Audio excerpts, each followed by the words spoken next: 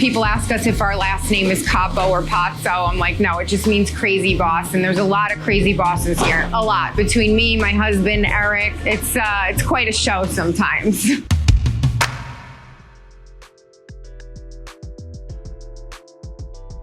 All right, we are at Capo Pazzo.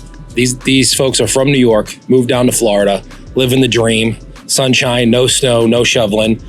Running a great pizzeria, making really good pizza. I think that there's a lot of pizza shops in Florida, and the pizza scene in Florida is really coming on strong when it comes to good quality pizza, and they're doing that here. They have a little bit of a dining area. It's only 800 square feet. So it's a small space, and they're making great pizza out of a small space. And I think that's super interesting. I've been talking a lot on the podcast lately and these videos about the ability to make a good product and have a great business model without needing 2,000 square feet and having all of this excess space that you got to pay for, but you don't need. They're doing that here. So I'm excited to show you around and have you meet the team. Let's go check it out.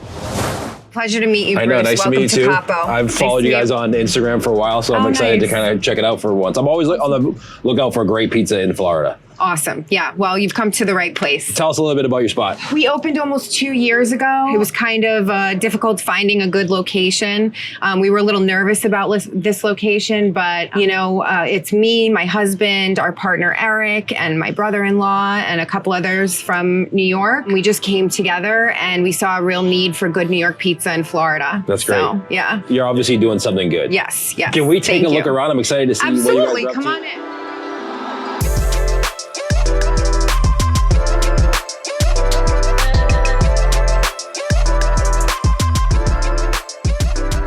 So you walk in here, you guys, do you do a lot of dine-in or delivery, or what kind of pizzeria is it? We do both. We're huge takeout and dine-in as well. And you wouldn't be able to tell by how small this place is, but we are packed for dinner most nights. So we've decided to actually expand next door. We're going to be opening up a whole dining area there and a full bar. That's great. How many square feet is this currently? 800. Yeah. So this is just 800 square feet? And it's 1,200 outside, so.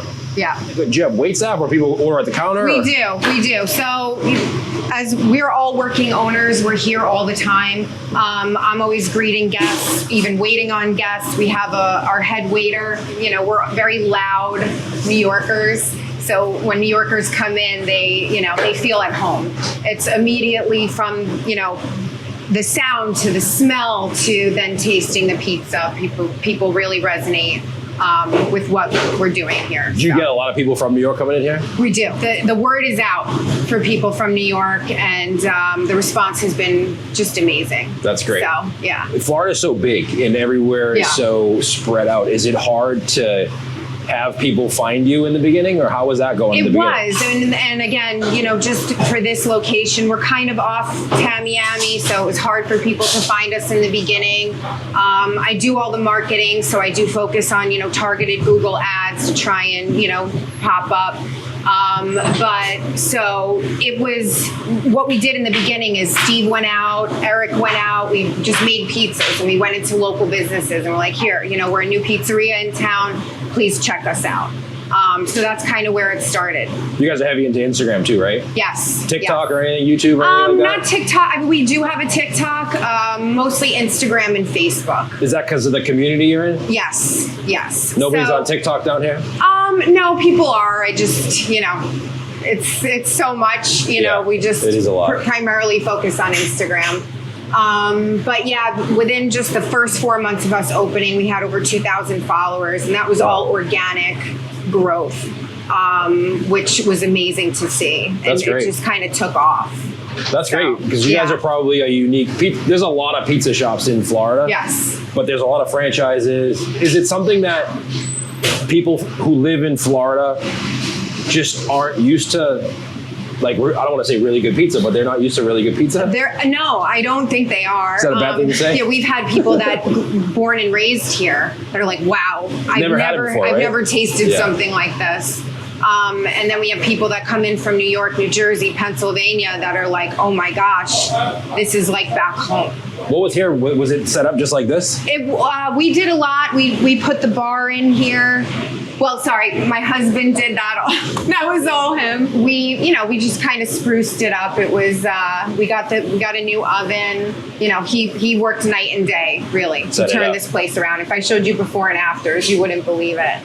So he did a great job. That was good. Can we take a walk over here? Yeah, absolutely. Do you guys do slices here, or is it We do all slices pizzas? till 3 p.m. We'll probably increase that once we expand next door. Anything you wish you would have done differently looking back now after 2 years? I don't think that anybody could prepare themselves for this business. So That's for sure. people tell you that it's crazy, but until you're really in it, you don't really realize, what it takes to keep going every day. There's always a problem, right? Yeah.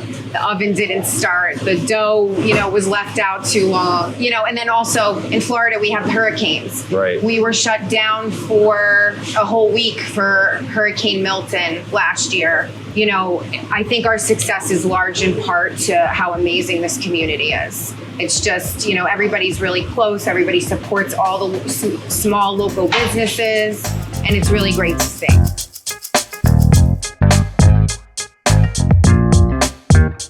You talk about the pizza a little bit. Like, what kind of pizza what style of pizza do you have? So would you say? Our style is New York style. The only thing that is different is we do cut up grande fresh mozzarella, and we put it on top of our round pie. Okay, so it's a mixture of shredded and fresh. It's shredded and about 5 or 6 slice mozzarella. Yep. We have a Marini Forni. I saw that. There was a baker's pride in here. It was a little beat up. We do cook at a high temp around 650. But this is the It's Cadillac. electric, right? This is electric gas, and this can bang out pizzas. Our 12-inch that we have a personal, we can knock it out in about 5 minutes, and a large you're looking at about 7 minutes. Well, that's great. So we're ripping. How big is your pizza? 16 or 18? We have 18s and 12s. Yes. Yeah. So right now we're making a pie for slices. So we're going to cook that a little bit, maybe about 90-95%. So when customers do come in and they do want to grab a slice, we can throw it back in the oven and it'll still cook perfectly. Right here we have our upside down Sicilian, kind of like a catch on a LMB Spumoni Gardens. Okay. We put sliced grande, and we do have a special Sicilian sauce that we use, a little bit sweeter. This is for slices? Is for slices. Did you cut that in 6 or 8? How many pies are you guys making on an average day? Average day, we're doing, I would say maybe 100 plus. On the weekends, we're knocking out. Friday we did 225. Wow. Friday. Yeah. This guy is superstar. You made 225 pies yourself? By himself. Wow. By himself. So he's here, Yep. I'm here. I'm stretching the pies. So they flow this way. They're flowing. So we're running our tickets this way. He's the last man in the tickets. I'm stretching the pies. He's finishing up, he's rounding them out, he's throwing them on, and we're slapping them in. Eric's pulling out our pies. So one guy here, one guy there. Eric's right behind me. We're cutting and dressing the pies and then putting them on the side. So 220 pies on a Friday night with this small a space. That's it. It's kind of hectic. I tell our counter people, make sure you're letting us know when you're coming behind us. If this guy's turning around, or if you think he's putting in the pie, you're stopping right there. So we're making sure that everybody's careful, but we're also knocking out that many pies with this oven. How many can fit in the oven at one time? We do 6. You can typically do 8, but you would have to be Precise. You gotta be precise. So we're doing 3 in the back, 3 in the front, 3 in the back, 3 in the front. Okay. So And we're they take knocking out 6 minutes, you said? 6 to 7 minutes. That's on not bad. large pie. Small pie, you're looking at 4 to 5. So you can have room for mistakes if something does happen. Tell the guy 5 minutes, and it really is 5 minutes. It's not. They're not waiting here 20 minutes, let's say, on a baker pride at 500. You gonna-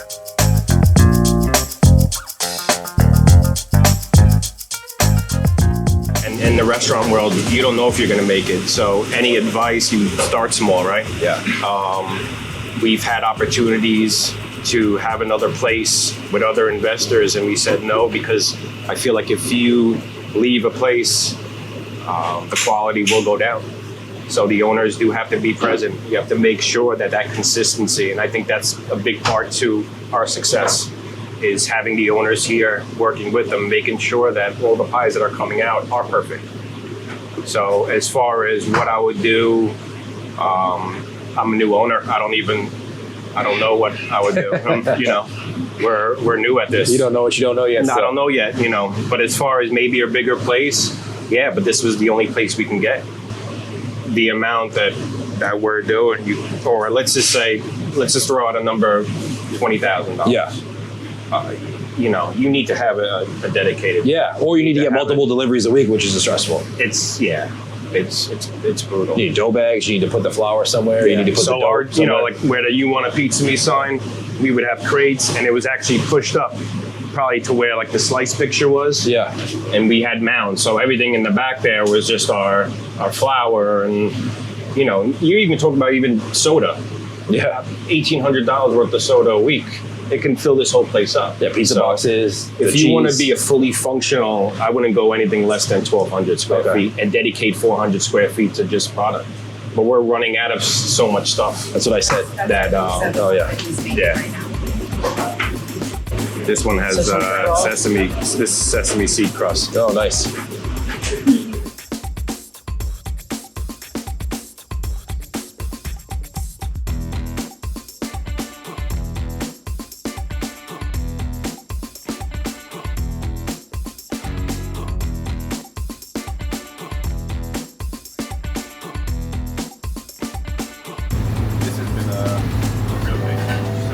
This is the only piece of someone to be extended to the next round.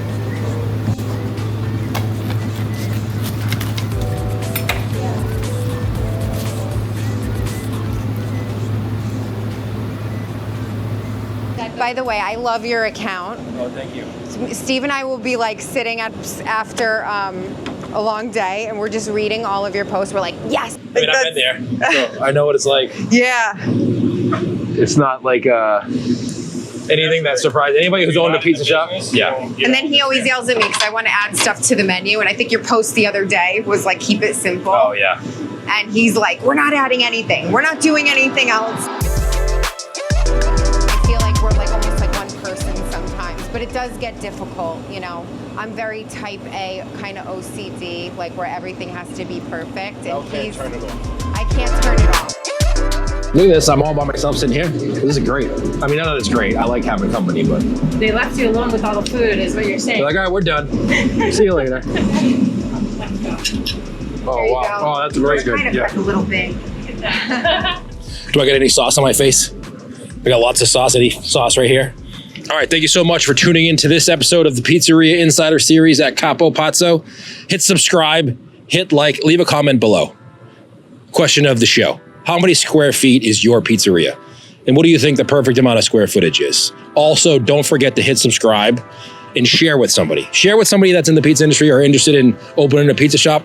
These videos are fun for me to do, and I hope they're valuable for you as well. All right, see you next time.